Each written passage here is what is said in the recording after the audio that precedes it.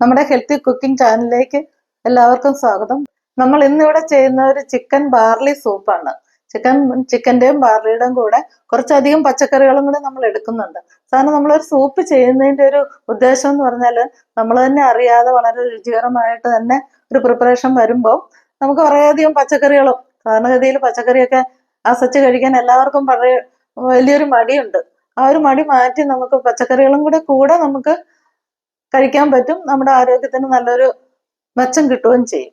അതുകൊണ്ടാണ് ഞാൻ ഇങ്ങനെയുള്ള സാലഡ്, സൂപ്പ് പോലുള്ള പ്രിപ്പറേഷൻസിന് മുൻഗണന കൊടുക്കുന്നത്.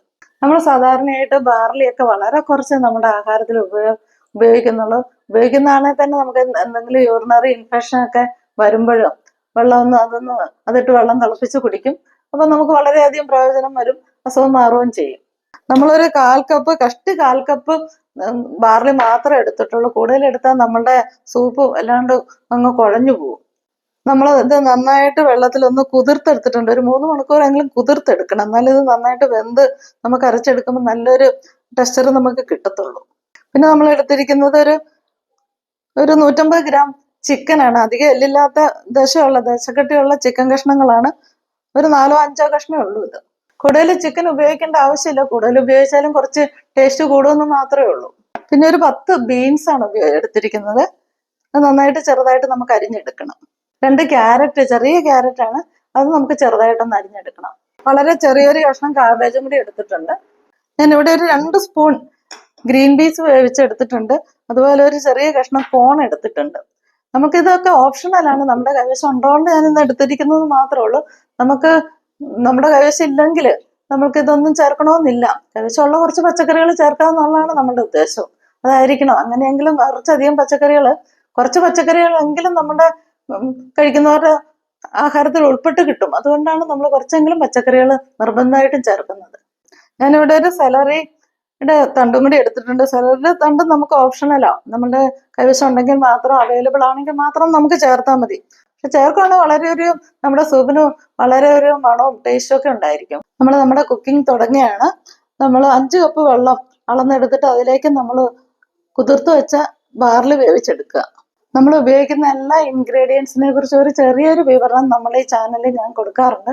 കാരണം എന്താ വെച്ചാൽ നമ്മൾ എന്താണ് കഴിക്കുന്നതെന്നുള്ളതിൻ്റെ ഒരു ഐഡിയ നമുക്ക് എല്ലാവർക്കും കിട്ടും. കാരണം പല അസുഖങ്ങൾക്കുള്ള ഡയറ്റ് പ്ലാനിന് വേണ്ടിയിട്ട്, അതുമല്ല ഒബിസിറ്റി കുറയ്ക്കാനൊക്കെ വേണ്ടിയിട്ട് ലോകമെമ്പാടുന്ന് എന്നെ വിളിക്കാറുണ്ട്. പക്ഷെ എല്ലാവർക്കും, ഒട്ടുമിക്ക ആൾക്കാർക്കും നമ്മൾ കഴിക്കുന്ന ആഹാരത്തെക്കുറിച്ച്, എന്താണ് കഴിക്കേണ്ടത്, അല്ലെ എന്ത് ഗുണമുള്ള ആഹാരമാണ് ഓരോ രോഗാവസ്ഥയിലും നമ്മൾ കഴിക്കേണ്ടത്, അല്ലെങ്കിൽ രോഗം വരാതിരിക്കാൻ എന്താണ് കഴിക്കേണ്ടത് എന്നുള്ളതിനെ കുറിച്ചൊക്കെ ഉള്ള ഒരു ഐഡിയ ഒട്ടുമിക്ക ആൾക്കാർക്കും ഇല്ല. ഡയറ്ററ്റിക്സും ന്യൂട്രീഷൻ സയൻസ് ഒക്കെ നന്നായി പഠിക്കുമ്പോൾ നമുക്ക് അറിയാനൊക്കും നമ്മൾക്ക് എന്താണ് നമ്മൾ കഴിക്കേണ്ടത്, നമ്മൾ കഴിക്കുന്ന ആഹാരത്തിലുള്ള ഗുണങ്ങൾ എന്താണ്, ഒരാൾക്ക് എത്ര വേണ്ടി വരും, അങ്ങനെയൊക്കെ നമുക്ക് നന്നായിട്ട് അറിയാൻ പറ്റും. അങ്ങനെയുള്ള ഒരു ചെറിയ അറിവ് പകരുന്നതിന് വേണ്ടി, എല്ലാവരിലേക്കും പകരുന്നതിന് വേണ്ടിയിട്ടാണ് ഞാൻ ഈ ഒരു കുക്കിംഗ് പ്രോഗ്രാം ചെയ്യുന്നത് തന്നെ. നമ്മുടെ ബാർലിയിൽ അടങ്ങിയിരിക്കുന്ന ബീറ്റാ ഗ്ലൂക്കൻ എന്ന് പറഞ്ഞൊരു ഫൈബർ നമ്മുടെ ഗട്ട് ബാക്ടീരിയക്ക്, നല്ല ബാക്ടീരിയക്ക് ആഹാരമായി കൂടി ഭവിക്കുന്നുണ്ട്. അതുകൊണ്ട് തന്നെ നമ്മുടെ ദഹന വ്യവസ്ഥയ്ക്കും വളരെ പ്രയോജനകരമാണ് ഈ ഒരു ആഹാരം. ചിക്കൻ നമുക്ക് നമ്മുടെ ദേഹത്തിന് വളരെയധികം പ്രയോജനപ്പെടുന്ന ഒരു പ്രോട്ടീൻ സോഴ്സ് ആണ്. പ്രോട്ടീന്റെ ഘടകമായ അമിനോ ആസിഡ്, 9 എസെൻഷ്യൽ അമിനോ ആസിഡും ഉൾപ്പെടെ, ഞാൻ നേരത്തുള്ള വീഡിയോയിൽ പറഞ്ഞിട്ടുണ്ട്, 9 അമിനോ ആസിഡും കാണുന്ന ഒരു ആഹാര പദാർത്ഥം തന്നെയാണ് ചിക്കൻ. വളരെ വില കുറവിൽ നമുക്ക് കിട്ടും. ലോകമെമ്പാടും അവൈലബിളുമാണ്. അപ്പൊ എപ്പോഴും നമ്മൾ കുറച്ചധികം ചിക്കൻ നമ്മുടെ ആഹാരത്തിൽ ഉൾപ്പെടുത്തേണ്ടതും അത്യാവശ്യമാണ്. ക്യാരറ്റിനെ കുറിച്ച് നമുക്ക് എല്ലാവർക്കും തന്നെ ഒരു നല്ല അവയർനെസ് ഉണ്ടെന്ന് എനിക്ക് തോന്നുന്നുണ്ട്. കാരണം നമുക്കറിയാം വിറ്റമിൻ എയുടെ നല്ലൊരു സോഴ്സാണ് ക്യാരറ്റ്. അതുകൊണ്ട് തന്നെ നമ്മുടെ കണ്ണിന്റെ കാഴ്ച നന്നായിട്ട് പരിപോഷിപ്പിക്കും. നമ്മൾ നിത്യം നമ്മുടെ ആഹാരത്തിൽ ഉൾപ്പെടുത്തേണ്ട 2 പച്ചക്കറികളാണ് ഞാൻ എടുത്തിരിക്കുന്നത്, ബീൻസും അതുപോലെ തന്നെ കാബേജും. അതിൽ എൻ്റെ ഒരു സവിശേഷത എന്ന് പറഞ്ഞാൽ വിറ്റമിൻ കെയുടെ നല്ലൊരു സോഴ്സാണ് ഈ 2 പച്ചക്കറികളും. നമ്മുടെ എല്ലിന്റെയും മുടിയുടെ ഹെൽത്തിന് വളരെയധികം പ്രയോജനപ്പെടുന്ന ഒരു വിറ്റമിനാണ് വിറ്റമിൻ കെ. വിറ്റമിൻ ബിയുടെ നല്ലൊരു സോഴ്സാണ് നമ്മുടെ ഈ കോണ്. അതുകൊണ്ട് തന്നെ വെജിറ്റേറിയൻ ആയിട്ടുള്ള ആൾക്കാർക്ക് ഞാൻ ഡയറ്റിൽ അത് ഉൾപ്പെടുത്താനായിട്ട് ഞാൻ വളരെയധികം നിർബന്ധിക്കാറുണ്ട്.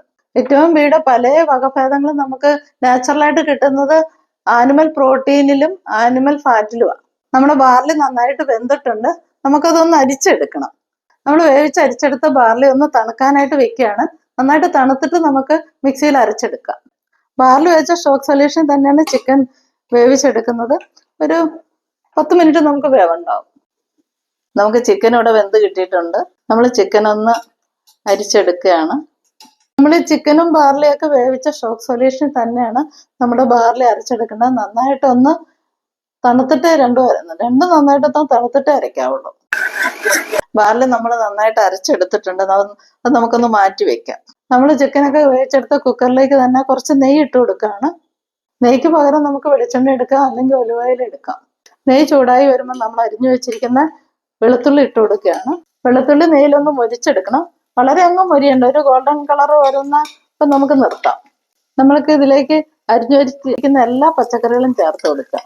ക്യാരറ്റ് ചേർത്ത് കൊടുത്തു, ബീൻസ് ചേർത്ത് കൊടുത്തു, ഇതിലേക്ക് നമ്മൾ കാബേജ് ചേർത്ത് കൊടുത്തു, ഗ്രീൻ പീസ്, ഇത് കുറച്ച് വേവിച്ച ഗ്രീൻ പീസ് ആണ്.